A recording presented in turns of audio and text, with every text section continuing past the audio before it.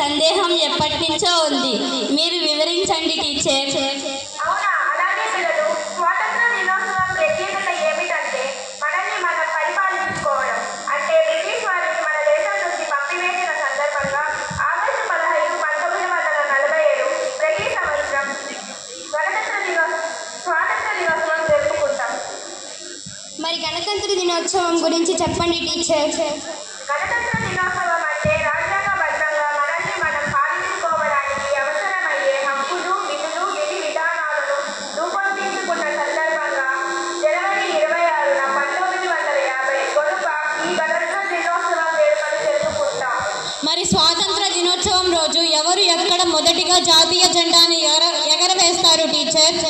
మంచి ప్రశ్న అడిగావు. స్వాతంత్ర దినోత్సవం నాడు మన ప్రధానమంత్రి గారు మన జాతీయ జెండాను ఎర్రకోట మీద నుంచి ఎగరవేస్తారు. మన ప్రధానమంత్రి గారు ఎవరు పిల్లలు? నరేంద్ర మోడీ గారు టీచర్. మరి గణతంత్ర దినోత్సవం రోజు ఎవరు జెండాను ఎగరవేస్తారు టీచర్? గణతంత్ర దినోత్సవం నాడు మన రాష్ట్రపతి గారు మన రాష్ట్ర భవనం నుండి మన జాతీయ జెండాను ఎగరవేస్తారు. మరి స్వాతంత్ర దినోత్సవం రోజు గణతంత్ర దినోత్సవం రోజు జాతీయ జెండాను ఎగరవేయడాన్ని తేడాలు చెప్పండి టీచర్. స్వాతంత్ర దినోత్సవం నాడు మన జాతీయ జెండాను కింద నుంచి పైకి ఎగరవేయడం జరుగుతుంది.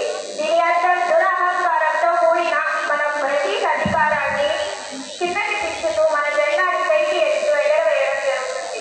మరి గణతంత్ర దినోత్సవం రోజు ఎలా జెండాను ఎగరవేస్తారు టీచర్? గణతంత్ర